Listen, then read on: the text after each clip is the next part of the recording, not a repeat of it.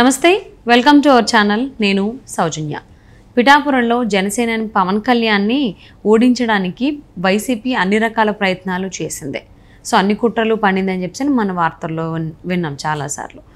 మరి ఇప్పుడు జనసేన కార్యకర్త ఎవరైతే ఉన్నారో ఆయన ఒక కార్యకర్త రోడ్డు ప్రమాదంలో మృతి చెందితే పవన్ కళ్యాణ్ ఇమీడియట్గా స్పందించి ₹1,00,000 కూడా సాయం చేశారు. అంతేకాకుండా సాటి నేతలు ఎవరైతే ఉన్నారో వాళ్ళందరూ కూడా ఆయనకు అండగా నిలవాలని కూడా పిలుపునిచ్చారని చెప్పి అంటున్నారు.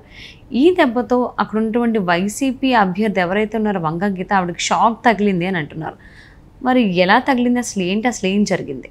ఈ అంశానికి సంబంధించి మనతో మాట్లాడడానికి, వారి విశ్లేషణని మనతో పంచుకోవడానికి ఈరోజు మనతో పాటు ఉన్నారు సీనియర్ జర్నలిస్ట్ దుర్గా కుమార్ గారు ఉన్నారు. వారితో మాట్లాడదాం. నమస్తే. నమస్కారం మా సౌజన్య, మన వీక్షకులు కూడా నమస్కారం. పిఠాపురంలో జనసేన పవన్ కళ్యాణ్ని ఓడించడానికి వైసీపీ అన్ని రకాల ప్రయత్నాలు చేసింది అని మనందరం విన్నాం వార్తల్లో వాటిల్లో. సో చాలా కుట్రలు కూడా పన్నారు, రౌడీ షీటర్లు కూడా దింపారు పిఠాపురంలోకి. 1000 మంది దాకా 100 మంది దాకా అని కూడా అన్నారు. సో వాటన్నిటిని పక్కన పెడితే జనసేన కార్యకర్త ఒక ఆయన రోడ్డు ప్రమాదంలో మృతి చెందితే ఇమ్మీడియట్గా పవన్ కళ్యాణ్ స్పందించడమే కాకుండా ఆయన ₹1,00,000 సాయం కూడా చేశారు. అండ్ సాటి నేతలందరికీ కూడా అండగా నిలవాలని కూడా పిలుపునిచ్చారని అంటున్నారు.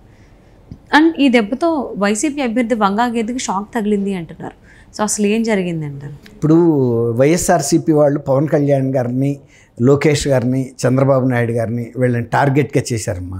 ఈ నియోజకవర్గాల్లో వీళ్ళని ఎట్టి పరిస్థితుల్లోనూ ఓడించాలి, అసెంబ్లీలోకి రానివ్వకూడదు అనేది వాళ్ళ మెయిన్ టార్గెట్. దీనికోసం ఎలాంటి వ్యూహమైనా చేయండి, ఎలాంటి ప్రచారం అయినా చేయండి, ఎలాంటి అసత్యాలైనా ప్రచారం చేయండి, ఎలాంటి అపోహలైనా సృష్టించండి, వాళ్ళ మీద వ్యతిరేకత తీసుకురావాలి ప్రజల్లో, ఆ నియోజకవర్గాల్లో.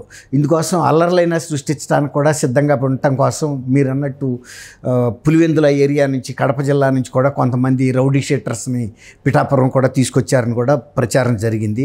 దాంతో కూడా కేంద్ర ఎన్నికల సంఘానికి పవన్ కళ్యాణ్ గారు కూడా రాష్ట్ర ఎన్నికల సంఘానికి ఫిర్యాదు చేయడంతో అక్కడ పోలీసు బందోబస్తు కూడా పెంచారు. తర్వాత తెలుగుదేశం కార్యకర్తలు, ఇతర జనసేన సైనికుల్ని, తర్వాత బీజేపీ కార్యకర్తలను కూడా అలర్ట్ చేశారు. వీళ్ళ మీద ఇట్లాంటి సంఘటనలు జరుగుతాయి, అలర్ట్గా ఉండమని. దీంతో ఎక్కడికక్కడ గ్రామస్తులు కూడా కొంతవరకు అలర్ట్గా అయ్యారు. ఎందుకంటే ఇలాంటి హింస మన గ్రామాల్లో కనుక జరిగితే ఏ పోలీస్ ఫైరింగ్లు రాక కూడా వెళ్తుంది.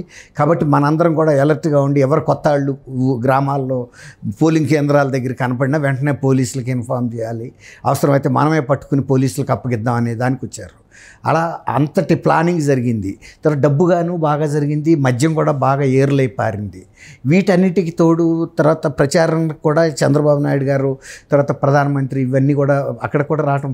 పిఠాపురం కూడా వచ్చారా, లేకపోతే ఈస్ట్ గోదావరిలో రాజమండ్రికి అక్కడ వచ్చారు? అవునండి, అనకాపల్లి ఇవన్నీ వచ్చారు. అప్పుడు కూడా మళ్ళీ ఊపు వచ్చింది అన్నప్పుడు వీళ్ళు జగన్మోహన్ రెడ్డి గారిని కూడా చివరి దశలో మళ్ళీ వంగా గీత గారు పిలిపించుకుంది.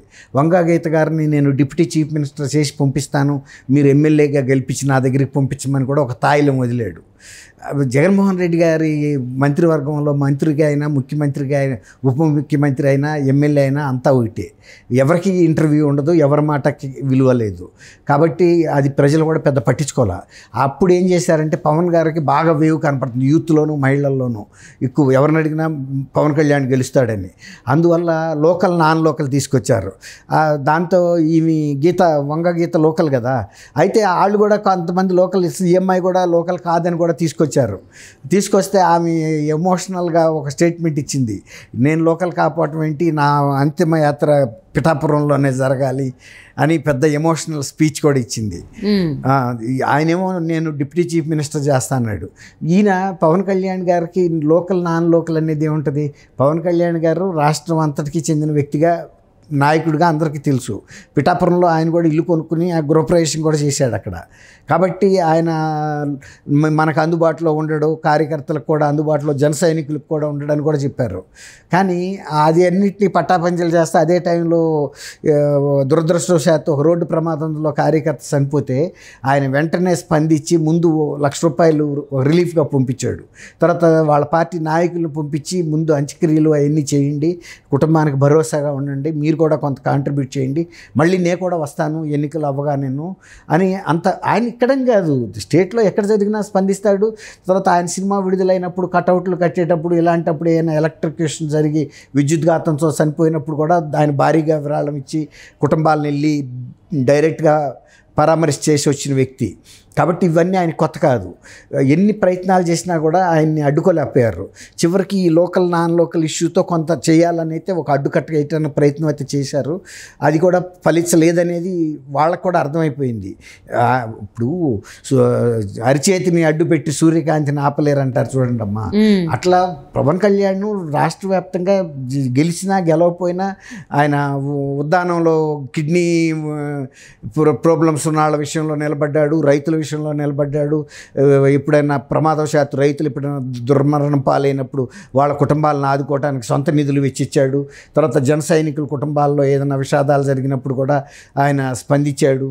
ఇట్లా వివిధ వృత్తులతోనూ ప్రజలతో కూడా ఏమైనా జరిగినప్పుడు స్పందించడం ద్వారా ఆయన రాష్ట్రానికి మొత్తం చెందిన వ్యక్తిగా పేరు పడింది. కానీ ఆయన ఒక నియోజకవర్గానికి అసలు ఆ మాటకు వస్తే నిజానికి ఆయన హైదరాబాదే ఎక్కువ ఉంటాడు గతంలో పోలీస్ చెప్పాలంటే. కానీ ఆయన మంగళగిరిలో ఆఫీసు కట్టుకున్నాడు, తర్వాత ఇల్లు కొనుక్కున్నాడు అక్కడే. ఆంధ్రప్రదేశ్లో కూడా ఉంటున్నాడు ఆయన ఎక్కువ కదా. కాబట్టి ఎప్పుడైనా సినిమా షూటింగ్లు వస్తే వస్తున్నాడు తప్ప అదర్వైజ్ అక్కడ కూడా అది పెద్ద పని చేయలేదమ్మా. ఎన్నో రకాల ప్రయత్నాలు చేసినా కూడా వంగా గీత గారి ప్రయత్నాలన్నీ విఫల ప్రయత్నాలు అయినాయి. ఎందుకంటే వంగా గీత గారు స్టేచర్ వేరు, పవన్ కళ్యాణ్ గారి స్టేచర్ వేరు. పవన్ కళ్యాణ్ గారు ఒక పార్టీ అధ్యక్షుడు, యూత్, గ్లామర్ ఉంది, తర్వాత బోల్డ్గా మాట్లాడగలడు, భారీగా సహాయం చేయగలడు పెద్ద మనసుతో. తర్వాత ఎటువంటి ప్రదేశానికైనా భేషజాలు లేకుండా వెళ్ళి రాగలడు. ఆయన దగ్గర అదొకటి ఉంది. గతంలో సినిమా యాక్టర్లాగా ఆయన వ్యవహరించడు. తను కూడా ఒక సాధారణ పౌరుల్లాగా ఇప్పుడు చంద్రబాబు నాయుడు గారు అరెస్ట్ అయినప్పుడు కూడా వెంటనే స్పందించి అక్కడికి వెళ్ళడానికి ప్రయత్నిస్తే కూడా కోదాడ దగ్గర ఆపినా కూడా ఆయన అందరినీ పోలీసులను కూడా కాదని చెప్పి రాజమండ్రి చేరి అక్కడికే స్పాట్లో ఒక నిర్ణయం తీసుకుని మేము తెలుగుదేశం మేము ఒక కూటమిగా పోరాడతామని చెప్పేశాడు కదా. అట్లా ఏదైనా ఒక గట్టి నిర్ణయం క్విక్ అంటే త్వరితగతిన ఒక నిర్ణయం తీసుకోవటానికి పవన్ కళ్యాణ్ పెట్టిన పేరు అది. పవన్ కళ్యాణ్ గారు ఏంటంటే ఇతర రాజకీయ నాయకుల్లాగా కుట్ర ఇవన్నీ ఆయనకి తెలియవు. ఏదన్నా ప్రజలతో మమేకమై డైరెక్ట్గా మాట్లాడటమే ఆయనకు అలవాటు. కాబట్టి గీత గారు ఆయన్ని ఏదో ఎదురిచ్చి ఆమె గెలుస్తుంది అనేది ఒట్టి మాట. అది ఆమెకు అర్థమయ్యే ఇప్పుడు ఏదో ఇట్లాంటి కొత్త అంశాలన్నీ తెర మీదకి తీసుకొస్తుంది. అంటే పిఠాపురంలో యువత అంతా కూడా, అంటే యువతనే కాదు మొత్తం పిఠాపురం ప్రజలందరూ కూడా జనసేన వైపే ఉన్నారు అంటారా? ఎక్కువ శాతం వాళ్ళే ఉన్నారు. ఎందుకున్నారంటే కొంత జగన్మోహన్ రెడ్డి గారి ప్రభుత్వ విధానాలు, ఆయన అనుసరిస్తున్న వైఖరి కూడా జనాలకి విసుగు పుట్టింది. ప్రజలకు కలవకుండా అది ఎక్కడో హెలికాప్టర్లో తిరుగుతా పట్టాలు కట్టుకునే రావటం, తర్వాత ప్రజలను వేధించే కార్యక్రమాలు, తర్వాత ఇదేది ల్యాండ్ టైటిలింగ్ యాక్ట్ లాంటివి పెడితే అంతో ఒక 50 గజాల స్థలం 100 గజాల స్థలం కూడా ఉండాళ్ళకు కూడా ఇవాళ భయం పడుతుంది ఈ ప్రభుత్వం ఏం చేస్తానని. కాబట్టి వంగా గీత్ గారు కానీ లేకపోతే జగన్మోహన్ రెడ్డి గారు ఎన్నిసార్లు అక్కడికి వెళ్ళి ప్రచారం చేసినా పవన్ కళ్యాణ్ గారు గెలిపైతే సత్తజ్యం. ఈసారి ఆయన అసెంబ్లీలో అయితే ఎంటర్ అవుతున్నాడు. సో మరి పవన్ కళ్యాణ్ పిఠాపురంలో ఎంత మెజారిటీ గెలుస్తారో చూద్దామండి, అసలు ఏం జరుగుతుందో. Thank you so much Durga Kumar గారు.